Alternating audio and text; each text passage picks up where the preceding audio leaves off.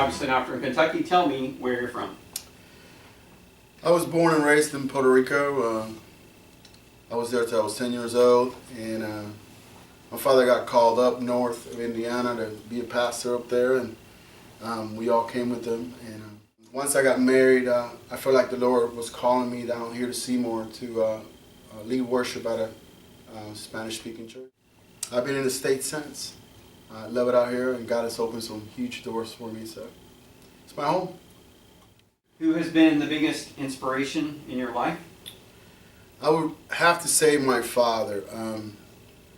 One fundamental thing that he instilled in me is if I'm going to do something in life, do it passionately. Nothing's worth doing halfway in life. If it's either music or singing or school or your career, you got to go all out, 100% all the time. That's the way he lived his life, and I appreciate what he taught me. What are your favorite road trip songs? You know what, being Puerto Rican, we don't really have much road trip songs. We just put the radio on and we just sing along, really. So. Do you cook a lot?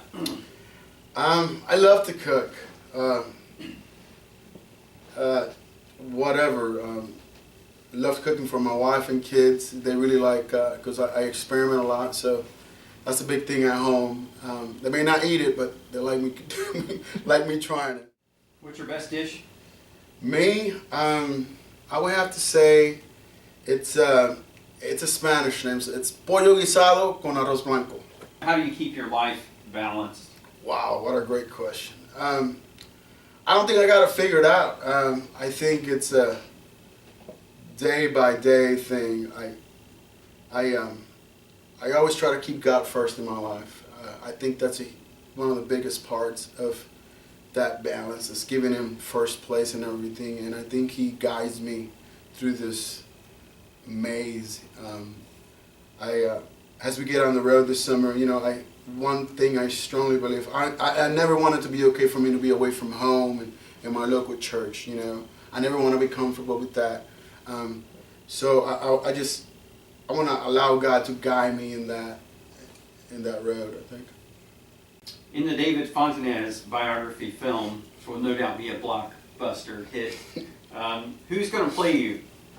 Probably Antonio Banderas. Okay, what's your dream? The dream.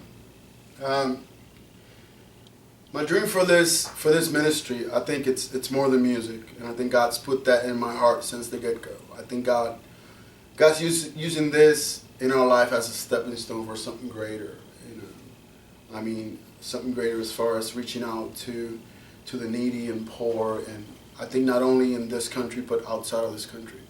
I think God's going to use this ministry just to reach just the lost and the needy and the hungry and the hurting. And I think he's just getting us ready now. This is a small step out of something huge. So that's my dream. My dream is to fulfill God's will in my life. You know, that's what I'm shooting for. What kind of donut are you? Wow. I think I am a sugar glazed, perfect brown donut. Golden brown donut. What's God been teaching you lately? Lately, God's been teaching me about trust. Learn to trust Him with everything. Every part of my life, big or small, dark or in the light, He wants me to trust it all in Him. Really, He's been speaking to me in that direction for about a week or two right now, just to learn to trust in Him. And He'll lead me in the right path. Do you have any superpower? What would it be? To speak English. I want to speak English. I think that's my ultimate goal. Anything else you want to tell our listeners about you? You think they should know? I think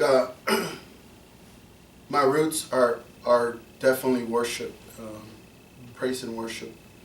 I love what it's all about, and I love who it's for. I think at the end of the day, that's what it comes down to in my life. It's to worship. I love being in that place where it almost feels like I'm not singing anymore. It feels like I'm talking to God, these words, these lyrics.